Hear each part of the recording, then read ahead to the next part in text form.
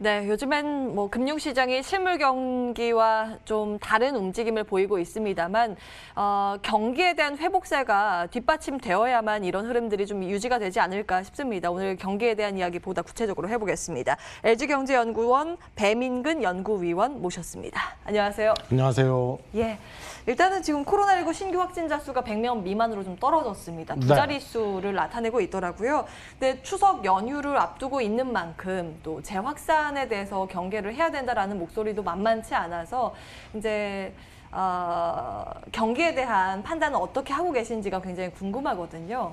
예, 먼저 이야기 풀어주신다면요. 단기적인 경기 흐름은 모든 나라들이 이 코로나19 확산의 어떤 속도라든지 정도에 따라 영향을 그때그때 많이 받는 모습입니다. 그렇기 때문에 대표적으로는 지난 2분기와 3분기 넘어오면서 유럽은 다소 안정화되는 모습이 나타났었고 반대로 미국은 많이 좀 확산세가 가속되는 모습이 나타나면서 통화정책 방향도 그랬고 뭐 여러 가지가 좀 실물 경제의 어떤 흐름이 상반되는 흐름이 나타났었죠.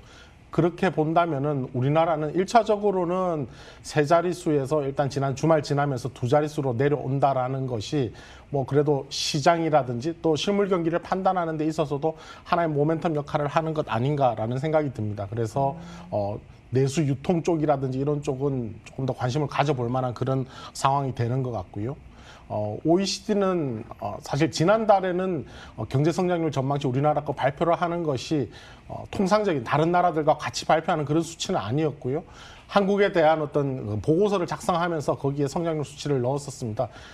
마이너스 0.8% 상당히 좋은 수치를 냈기 때문에 주목을 받았는데 뭐 그렇습니다. 이거 뭐 약간 더 마이너스 1.0%로 하향 조정한다고 해서 물론 이것은 최근에 8월 이후 확산세의 반영이다 이렇게 볼 수는 있는데 사실 뭐 크게 좀 장에 충격을 주거나 그런 요인은 아닐 거다라고 이렇게 생각이 듭니다. 예. OECD에서 한국의 경제 성장률에 대해서 좀 하향 조정이 있었지만 이것은 또 우리나라만의 상황은 아니고 타국가와 비교해서 봐야 되는 부분이기 때문에 조금 더 이것은 체크를 해볼 필요가 있어 보이고요. 결국에는 좀 중요한 건 코로나19의 확산세가 언제쯤 진정이 될 수 있을까 여부, 그리고 이제 이것이 경제에 영향을 미치는 효과는 어느 정도까지 우리가 바라봐야 되는지가 있지 않을까 싶거든요. 유럽은 이제 다시 좀 말씀드린 대로 확산세가 다시 좀 가속이 되는 그런 모습이 나타나고 예. 미국은 반대로 좀 안정이 되는 그런 모습인데 그럼에도 불구하고 우리가 지금을 2차 확산세라고 이렇게 부르지는 않습니다. 전반적으로는 1차 확산세의 어떤 좀 남아있는 그런 파동이다 이렇게 보는 것이고 그렇기 때문에 이동이라든지 경제 활동이 줄어들거나 늘어나거나 또 그에 따라서 코로나 확산세가 다시 가속되거나 감속되거나 하는 것이 반복되는 그런 모습으로 올해 말 내년 초까지는 계속 넘어가지 않나라는 그런 생각이 드는 것이죠. 그렇다면은 지금도 마찬가지입니다.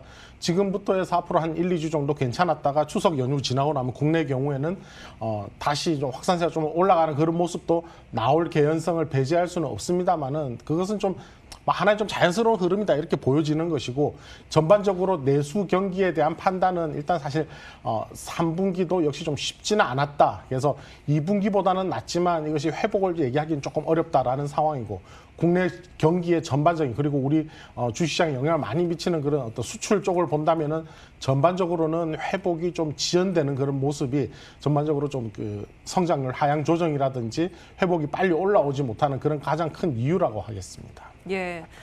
그러니까 2차의 확산, 아주 충격적인 그런 확산은 없을 수는 있으나 결국에는 코로나19의 장기화라고 우리를 바라봐야 된다는 말씀을 해주시고 계신데 참 아이러니하게도 코로나19와 맞물려 있는 게 경기 부양책이거든요. 이것이 이제 어떠한 강력한 경기 부양을 쓸 수 있는 드라이브를 걸 수 있는 어떠한 빌미가 좀 되고 있는데 이 부분은 어떻게 우리가 바라봐야 되겠습니까? 개인적인 판단으로는 말씀하신 표현대로라면 강력한 부양책이라고 하는 것은 거의 좀 끝나가는 국면 아니냐. 이것이 시장의 강한 어떤 모멘텀을 주는 그런 국면은 많이 좀 끝나고 있는 것 같다라고 판단을 하고 있고요. 특히 최근에 이제 발표됐던 미 연준의 어떤 시각, 2023년 말까지 제로 금리를 유지한다라고는 하면서도 추가적인 어떤 자산 매입에 대한 스탠스는 여전히 좀 신중한 그런 모습이 이러한 어떤 향후의 어떤 정책 여력이 그렇게 많이 좀 크기는 어려울 것이다라고. 그러니까 지난 한 2, 3년 정도 장을 떠받쳐왔던 그런 힘들은 앞으로 조금 약해질 가능성이 있을 것이고, 오히려 그보다는 앞으로의 정책 여력이 좀 부족하거나 혹은 추가적으로 더 강화하지 못하는 데서 오는 어떤 그런 어떤 시장의 부정적인 영향, 이런 것들이 점점 더 고개를 들고 좀 늘어나는 그런 모습이 될 것으로 이렇게 생각하고 있습니다. 코로나 이후에 어떤 전 세계 어떤 재정 통화 정책의 어떤 흐름이라고 하는 것은 금리 정책보다는 통화 정책 안에서도 금리를 올리고 내리기보다는 양적 완화를 통해서 이렇게 양적 완화의 규모를 조정함으로 해서 유동성을 조정하고요. 그리고 전체적으로 본다면은 통화 정책보다는 또 재정 정책에 더 많이 의존을 하는 그런 모습으로 점차 바뀌고 있는데요. 우리나라는 뭐 많이 알려진 바와 같이 GDP 대비 국가 부채 비중이 아직도 한 40%대 한 중반 정도 지금 될 것으로 추정을 하고 있기 때문에, 그러한 점이 앞으로도 크게 본다면은 많은 여력이 남아있다라고 하겠지만, 작년에서 올해로 넘어오면서 상당히 좀 빠르게 늘고 있다라는 점이 문제가 될 거고. 국가 부채 말씀하시는 그렇습니다. 거예요? 예.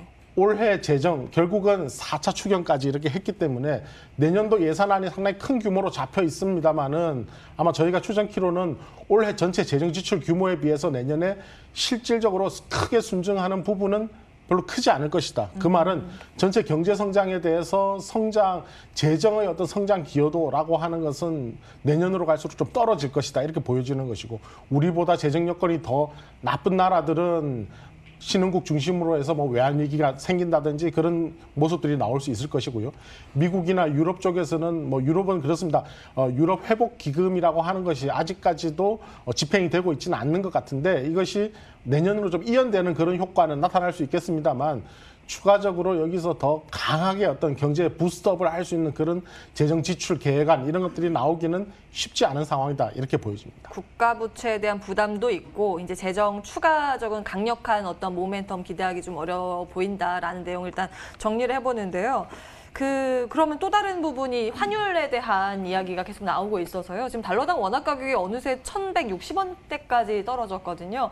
여기에 대해서는 어떻게 판단하고 계세요? 한 2, 3개월 정도 전부터 달러 약세, 글로벌리 달러 약세가 좀 진행이 됐었습니다. 예. 그리고 이것의 첫 번째는 일단 유로화 강세가 달러 약세를 좀 이끄는 그런 측면이 있었고, 지나가면서 여기에 위안화는 달러와 지수를 산출하는 데 포함되지는 않습니다만은, 그래도 미국의 또 달러화의 주요 교역 상대국을 대상으로 한 그런 어떤 통화 가치에 영향을 아주 많이 미치는 그런 통화인데, 위안화 강세가 굉장히 드라이브를 해왔다.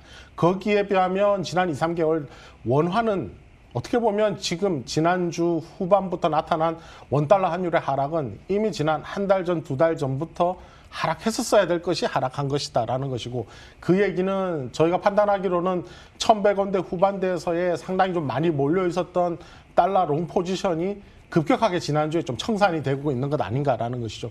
그렇기 때문에 이러한 시장의 심리에 이제 아래쪽으로의 쏠림, 이런 것들이 본격적으로 좀 나타날 수 있는 구간이다라고 본다면은, 단기적으로는 원달러 환율이 1,150원 중반보다 더 아래로 내려갈 가능성 충분히 있다라고 보여지고요.